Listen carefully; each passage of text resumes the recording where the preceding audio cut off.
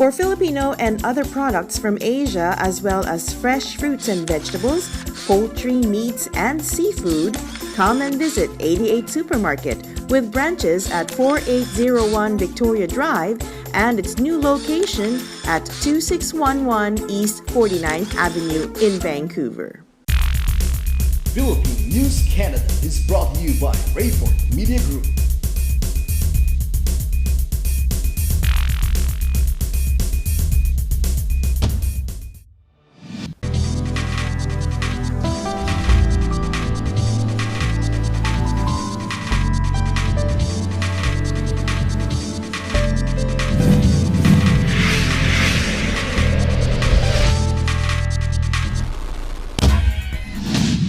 Hello mga kabayan! Narito na ang pinalawak at pinalakas na coverage ng Philippine News Canada, Balitang Vancouver Nationwide, mga pangunahing balitang nakalap ng aming news team para sa linggong ito. Mula dito sa Surrey, nagbabalita ako po si Rosette Correa at ito ang Philippine News Canada, Balitang Vancouver. Hello mga kabayan! Magandang araw po sa inyo. Kasama natin ngayon ang isa sa mga well-respected chefs in Canadian, here in BC and in Canadian, the Canadian culinary arts scene. Of course, she will tell us a bit about her work and what she's been doing in the community as well as some of the endeavors that she's had. Mga kababayan, i-welcome po natin si Helen Orimaco Pumatong. Hi, Helen. Hello. Good evening. Good Good evening. Good evening. Thank you so much for allowing us to.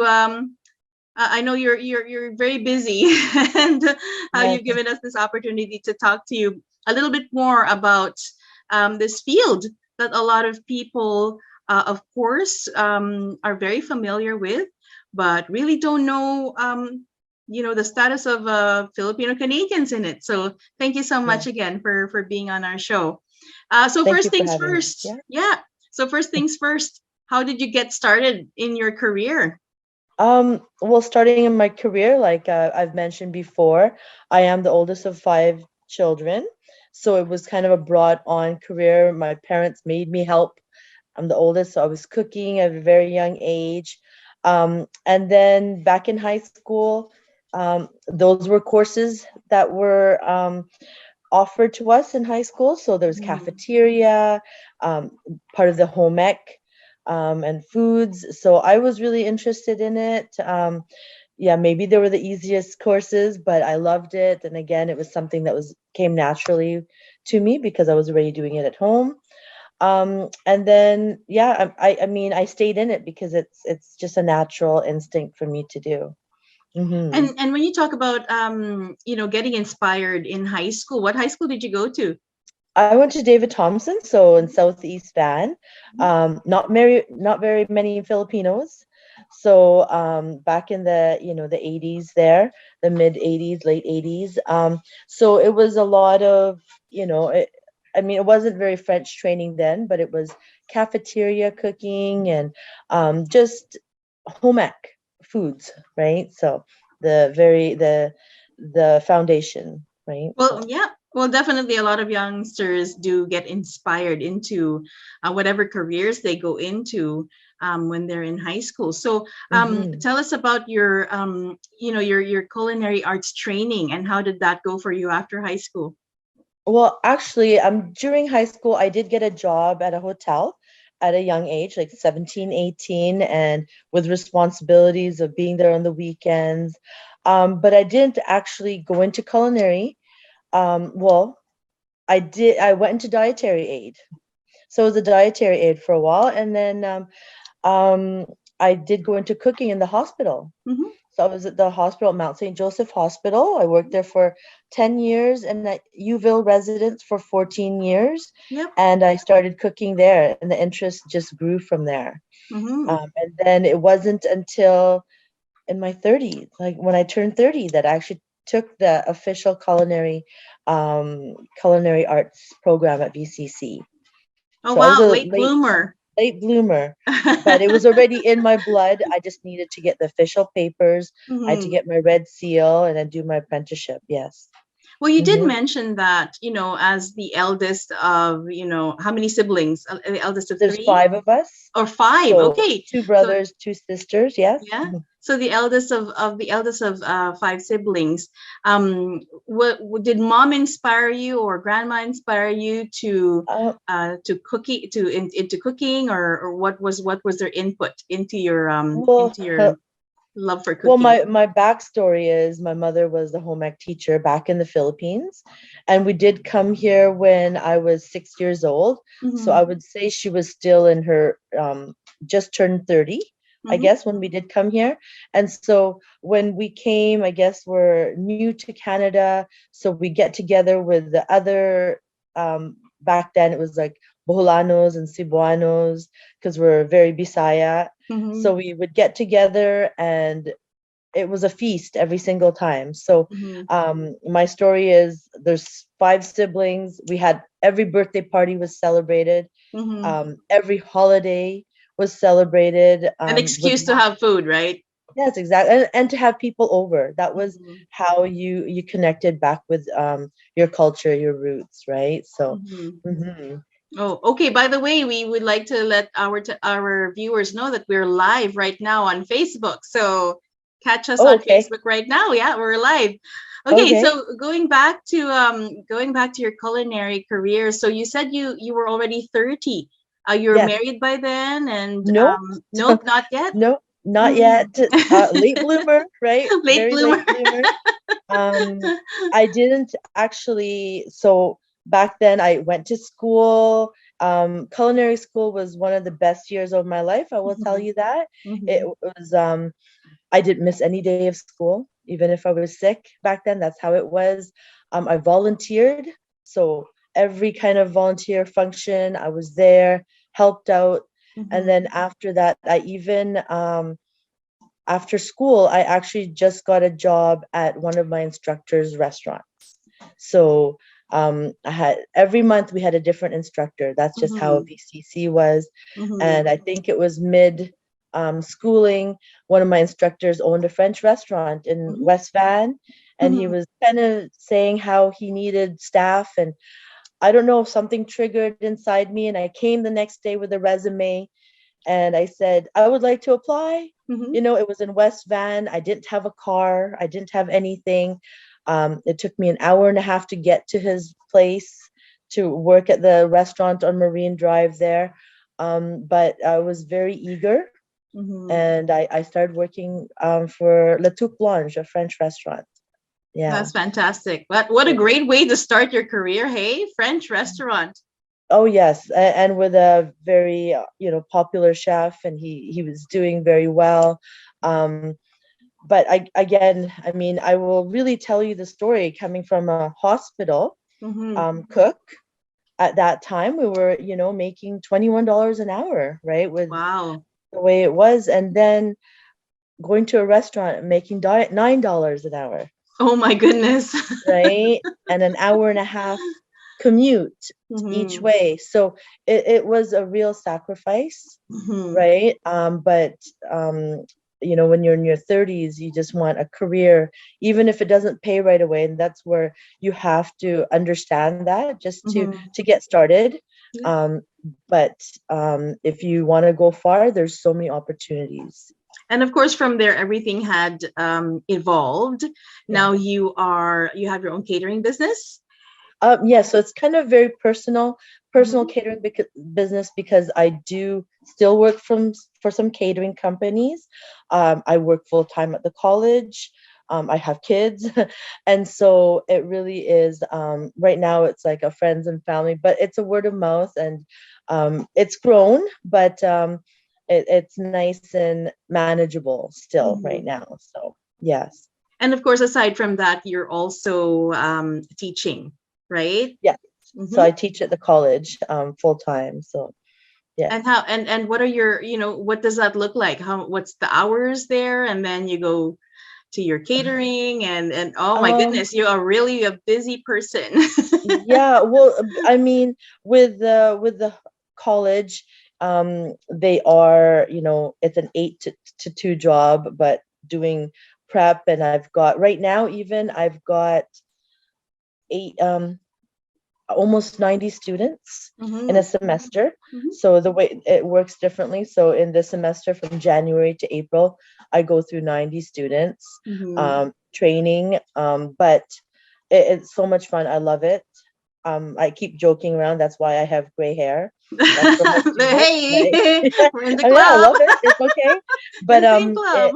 it is stressful, but I love it. I love the rewards after with being with my Absolutely. students. Hmm. Absolutely. Now, aside from that, I know that was it last year or 2 years ago that you went to Germany with a team, with a culinary team. Yes. Tell us about that. So actually with that same chef that I worked at the restaurant, it was his restaurant. Mm-hmm. He was became the department head of Vancouver Community College. So he's actually like one of my best friends as well. He's actually my son's godfather, Mm-hmm. Ryland's godfather. So it's Mm-hmm. he's been a part of our lives, and he's the manager. He's the manager of culinary team BC and the junior team Canada. So we're there for support for him and for the team. So the Mm-hmm. young kids, they're junior. So junior team Canada is from any yeah, they have to be younger than 25. Oh, So okay. we are their support. So I'm like the mother. I'm there to make sure when we travel to Germany, Mm-hmm. I'm the chef. So we get them sorted out. Um, we're the chaperones, right? So I Mm-hmm. am like the Mm-hmm. mother. And then I feed them. I cook for them. I make sure that everyone we're at a hotel, but normally we have our own kitchen so that we cook for ourselves as well. Mm-hmm. And So does this I'm happen? Is this does this happen every year? every 4 years. So it's an Oh, Olympic. okay. Like the We Olympics. like it is exactly like the Olympics, right? Okay. So we will be going back again Mm-hmm. 2024 Mm-hmm. back to Germany. So Okay. yeah, Mm-hmm. that's what we were preparing for right now as well. Well, good luck to you, of course. Mhm. All the time we want to watch these contests, we want to watch these competitions. They're just awesome, right? We just see Yes, young talent emerging yes. from these competitions. So if you Now, even want to know, sorry, I was just going to mention, just so you know, there's a few Filipino girls in oh, is on the that team as right? well. Oh, So we've got okay. a couple pastry. Mm-hmm. Yeah, it's so fascinating to watch these young girls, these young talented kids. And I mean, and then when you see Filipinos there, it's very inspiring, right? So For Filipino and other products from Asia, as well as fresh fruits and vegetables, poultry, meats, and seafood, come and visit 88 Supermarket with branches at 4801 Victoria Drive and its new location at 2611 East 49th Avenue in Vancouver. Well, and speaking of Filipinos in the industry, how big do you think is the population of Filipinos in the culinary industry right now here in um, BC? they're everywhere. We're everywhere. The hotels that we worked at, um, the school is also filled with international Filipino students Mm-hmm. as well as domestic. If you want to know percentages, um, in the hotel, I will tell you 30%. Wow, in the 30%, yes. kitchen, in the In the kids, kitchen. oh yes. Wow, And mostly women. You'll be and proud and mostly you'll be women. happy. Yeah, you'll be happy to hear. Mm-hmm. Um, Mostly women as well. So the places I've been to, I'm gonna say 30%, if not even more, Mm-hmm. right? Wow, So that's amazing. And we mm, never talk about, we never talk about Filipinos in the culinary industry. We just assume that a lot of us are probably in more on the hospitality side and on the hotel side, but not mhm, really in the kitchen. But wow, 30% of the yes, kitchen. yes. Amazing. That is amazing to know. So Yeah. one of the things that I've always been wanting to ask you is about the it's always about people saying that why isn't Filipino food in the mainstream? They're always asking us about that. And you hear stories of friends and family saying, "Oh my gosh, you have to go to a Filipino party because their food is amazing." And you hear all of these compliments, yet we've not really seen Filipino food in the mainstream. Why is that?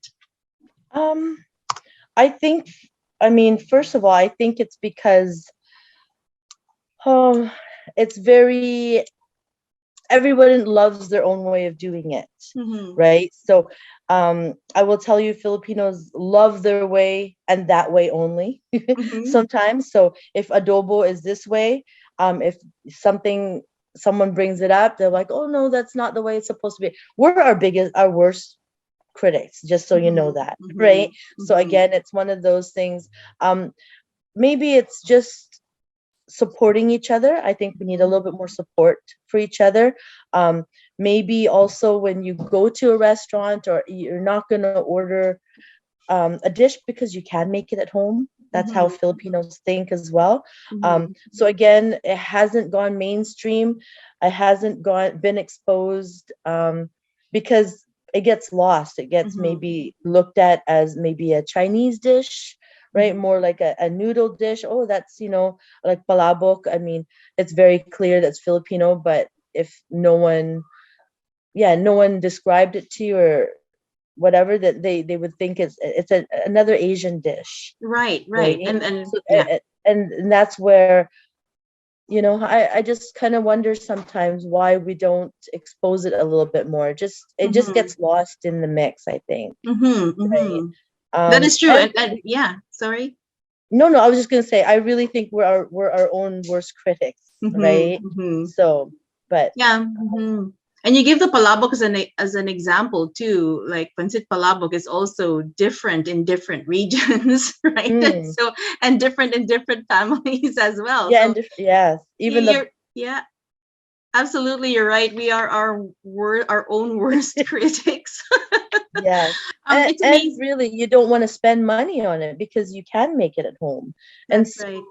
I don't know from 20 years ago if maybe you remember, there was some Filipino fusion restaurants. Mm-hmm. But when you add fusion to it, you add a few more dollars to it, Mm-hmm. and Filipinos will not go out to spend, you know, little intricate, Shanghais or not looking really pretty and nicely plated for $15-$20, right? Mm-hmm. When it's Mm-hmm. street food and it can be cheaper. So, That is true. yeah. Although when you talk about street food, in the past, I think a few years, a lot Mhm. of our young, a lot of our entrepreneurs are now moving into that street food scene and that food truck scene. And I think that's where we're trying to get into the culinary scene here in Vancouver. Can you tell us a little bit more about that?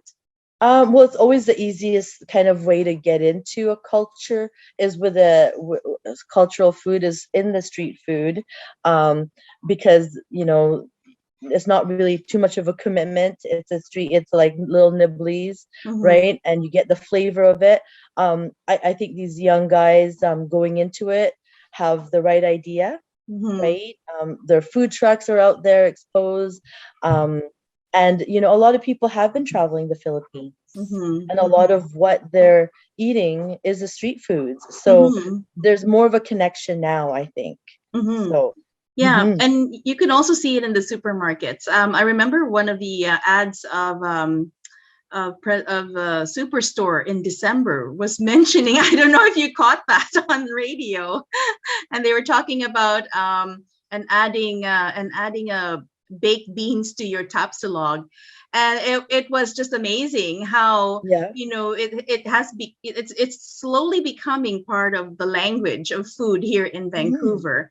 And my daughter and I, we love grocery shopping, and um, one time we went grocery shopping, we saw a jar of Philippine adobo sauce, Wow. uh, I haven't from seen that yet. from PC, from President's Choice. Oh, They're oh, actually wow. developing, they're Yes. actually developing sauces, because you would see on the shelves there would be tandoori sauce or butter Hmm. chicken Butter sauce, or chicken, yeah, or what's this, a stir fry plum sauce, sauce, even. yeah, Yeah. but you don't see adobo sauce, Oh, right? so that's good. It's out there. Yeah, and so it's really, like I said, it's slowly getting into the mainstream, but not as fast as we as we want it to go, but it's Mhm. right there. One of the things that I saw from one of the vloggers on the internet is that he went to the Philippines and tried all the Filipino foods there because he wanted to see why Filipino food is not as mainstream as it should be. And one of the things that he says is that there's really no distinguishable food flavor or trademark dish from the Philippines because we were influenced by many countries. And Mm-hmm. so there's really like for example, if you say Chinese food, what's the first thing that comes into your mind, right? If you say Italian food, there's always something that's attached to that particular cuisine. But in the Mm-hmm. Philippines, he says there seems to be a lack of a distinguishable trademark food. What do you say about that? Um, which is true, except for, I mean, um, if you say Filipino food, you would say rice, right? And Mhm, adobo and things like that. Because if you said noodle, you would think Chinese again, mhm, right? So mhm, mhm, I think it's accepting rice as one of our main things, and the sauces or the adobo sauce or the humbat sauce or whatever it is that comes with that rice as well. mhm, mhm, And whether it's like longanisa, whatever, it's that is the mainstream, and it's just kind of we're very much known for our meat. We're meat eaters. mhm. So again, just pork belly, right? Yeah. So Mhm, those are the mainstream, but I also think that um, it's really changing, though. It really mhm, is mhm, changing. While you were explaining all this, I was thinking about why it's not mainstream. It's not mhm, mainstream here, maybe in Vancouver and mhm. Canada, and Vancouver, I'm going to say, Yeah. because we are such a diverse community, diverse area. But let's just say, I mean, we go to a lot of people used to go to the States, to Seattle. Mhm, mhm, Okay, we always used to go to Jollibee, right? mhm, In Seattle, in the mall. Um, I see it there. I see it being mhm, exposed. mhm. I see it a Yeah. little bit more because they have that. We don't have, we're getting Jollibee. We're getting a Mhm, few, apparently, and that mhm, will help us get mainstream, right? mhm, They will get a taste of palabok in mhm, fast food. Then they'll mhm, be saying, let's try it somewhere in a real restaurant. And then the mhm, flavors get out there. And that's what I'm hoping for. I'm hoping for, I know that's depending on the big names to do it, but it mhm, will be that way. It's gonna be that way where they expose the public more. mhm.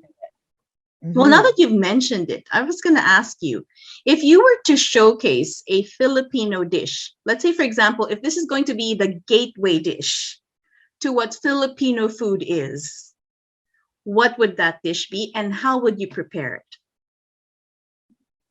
Well, um, I'm just, it would have to be pork of some sort.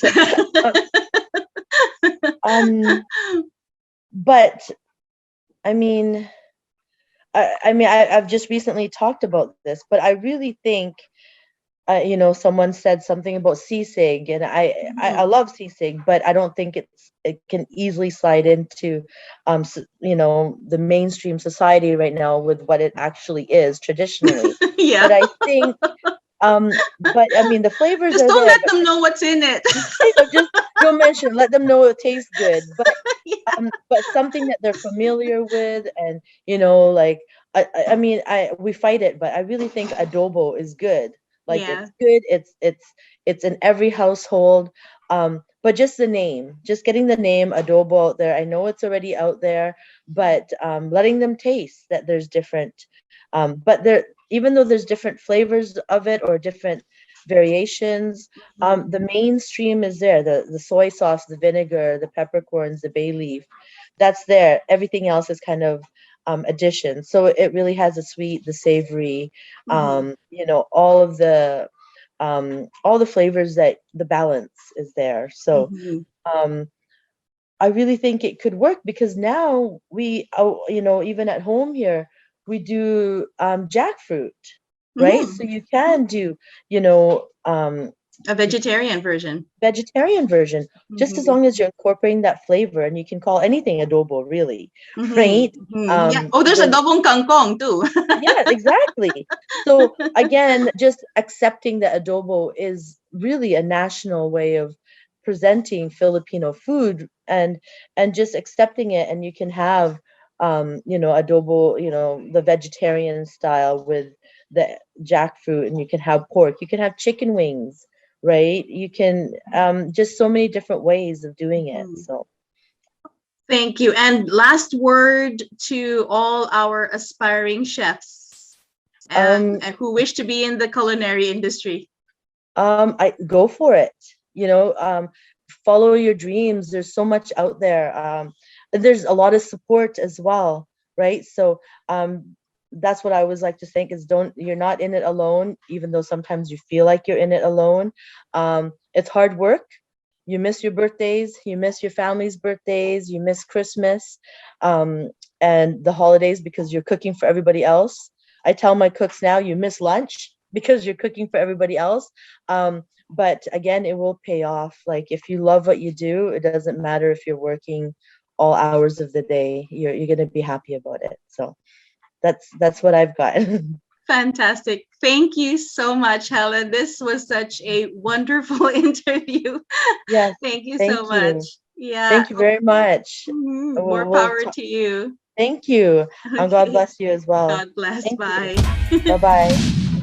Nagpapasalamat po kami sa aming mga sponsors, ang 99 Cents and Up Store sa Richmond, ang Kabalen Sweets Restaurant and Catering sa New Westminster, at ang 88 Supermarket na may 2 branches sa Killarney Market at sa Victoria Drive. Maraming salamat po. At di na naman nagtatapos ang balita namin para sa linggong ito. Kung kayo may mga komento, mga issue o balitang nais niyong ibahagi sa aming programa, ang PNC ay bukas para sa inyong lahat. Mag-email lamang po sa balitangvancouver@gmail.com o tumawag sa 604-588-6397. Nagbabalita mula dito sa Surrey, ako po si Rosette Correa. At ito, ang Philippine News Canada, Balitang Vancouver.